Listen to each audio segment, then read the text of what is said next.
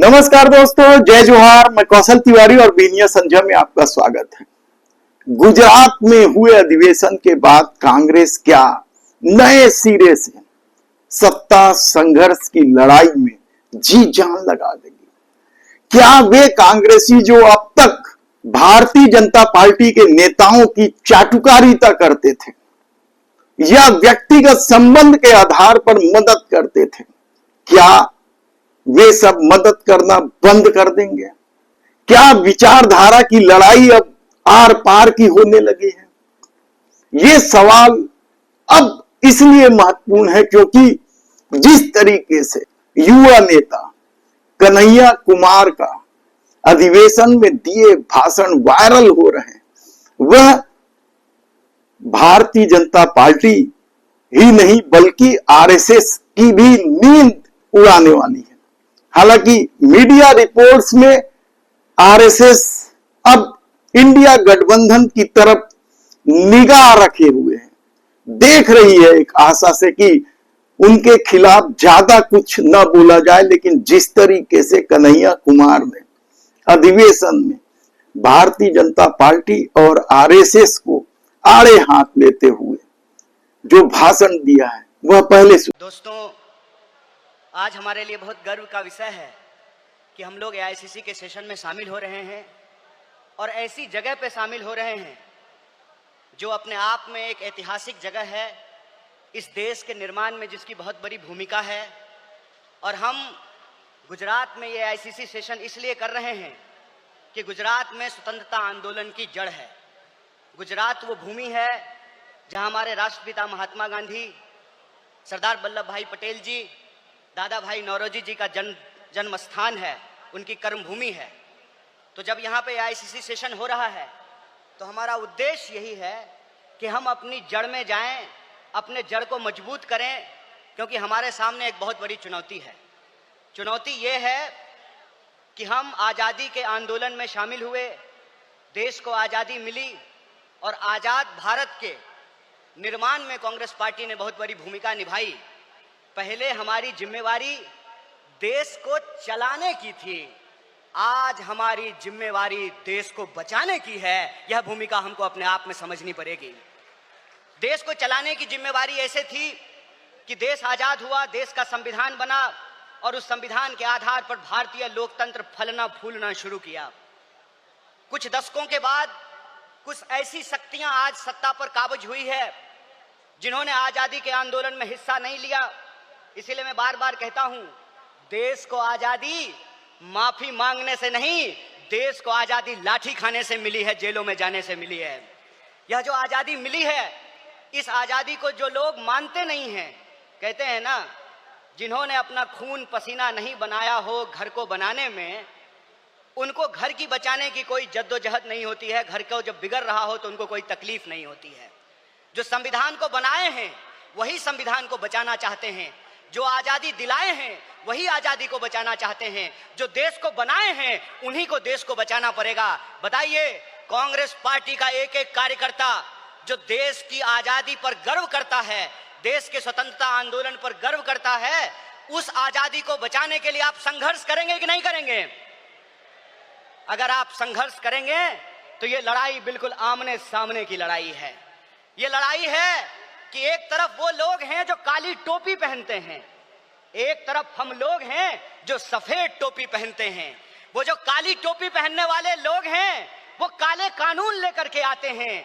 हम सफेद टोपी पहनने वाले लोग जो हैं वो गरीबी का अंधियारा मिटा करके, बेकारी का अंधियारा मिटा करके हम रोजगार का अवसर लाना चाहते हैं। हम अन्याय को समाप्त करके सामाजिक, आर्थिक और राजनीतिक न्याय लेकर के आना चाहते हैं। इसीलिए आज जब मैं आपके बीच में बोल रहा हूं तो सबसे पहले जो ड्राफ्ट है रेजोल्यूशन की, मैं उसके समर्थन में बोल रहा हूं। और यह जो न्याय पथ है जिसको लेकर के हमारा संकल्प है कि इस न्याय पथ पर हम चलेंगे, और न्याय पथ पर चलने का मतलब यह है कि देश में कहीं भी अन्याय होगा, चाहे वो अन्याय दलितों के खिलाफ हो, चाहे वो अन्याय गरीबों के खिलाफ हो, चाहे वो अन्याय पिछड़ों के खिलाफ हो, चाहे वो अन्याय आदिवासियों के खिलाफ हो, महिलाओं के खिलाफ हो, किसानों के खिलाफ हो, मजदूरों के खिलाफ हो, किसी भी भारतीय के खिलाफ अगर कोई अन्याय होगा तो उस काली टोपी वाले अन्याय के खिलाफ हम सफेद टी शर्ट पहन करके राहुल गांधी जी के बताए रास्ते पर चलेंगे। हम न्याय का योद्धा बनेंगे और न्याय का जो हमारी पहचान है, न्याय का जो हमारा ये सिंबल है, उसी से हम इस देश को बचा सकते हैं।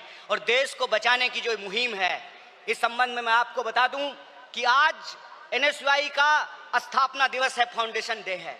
स्टूडेंट और यूथ की एक बहुत बड़ी भूमिका है।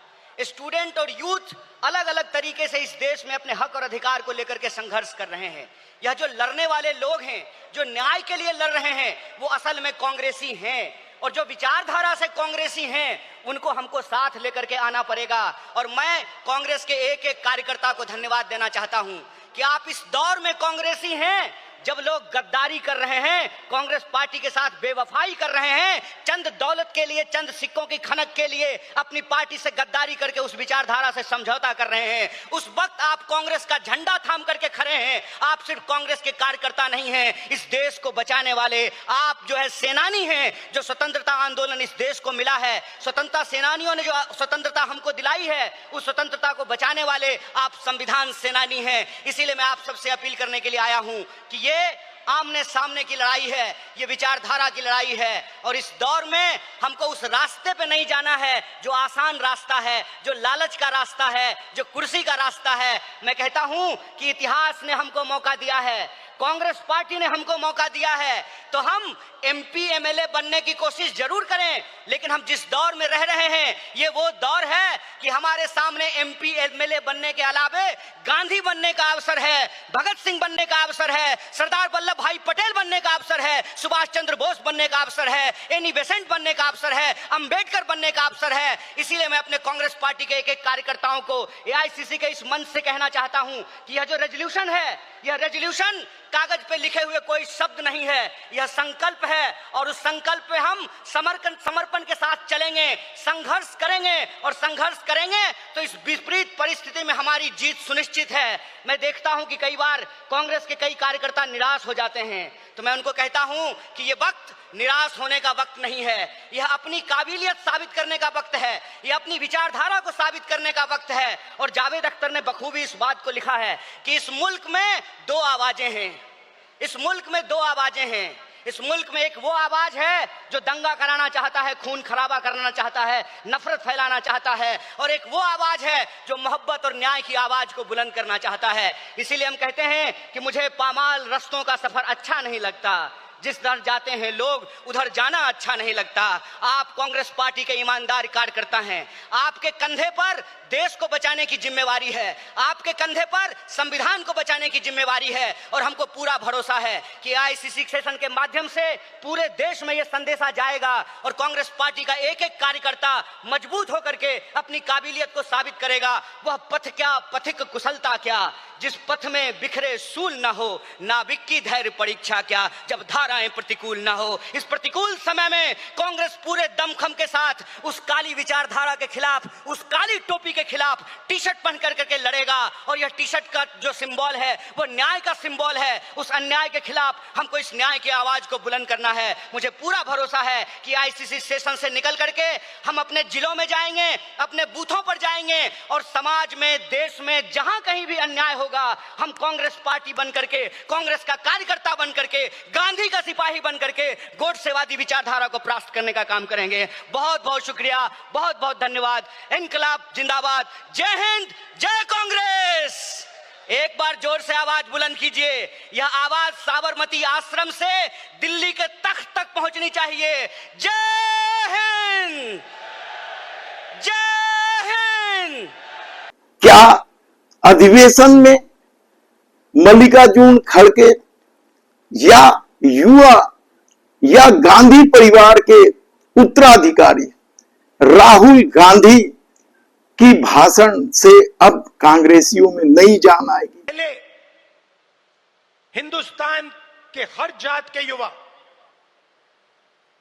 सेना में जा सकते थे, पेंशन मिलती थी, शहीद का दर्जा मिलता था, एक्स सर्विसमैन स्टेटस मिलता था। उसमें सब लोग जा सकते थे, खत्म कर दिया। आज हमारी सरकार युवाओं को कहती है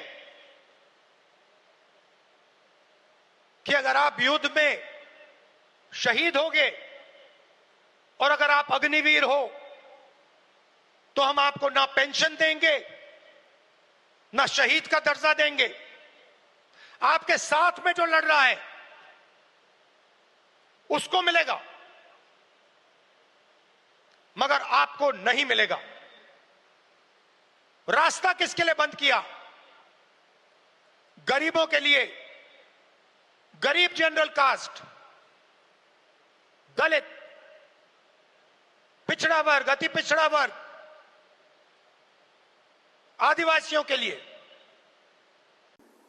कहना मुश्किल है क्योंकि राज्य दर राज्य जिस तरीके से भारतीय जनता पार्टी ने कांग्रेस के नेताओं को साधा है, जांच एजेंसियों के माध्यम से हो चाहे व्यक्तिगत मदद करके, उसके बाद कन्हैया कुमार के इस भाषण का कितना असर होगा देखना होगा।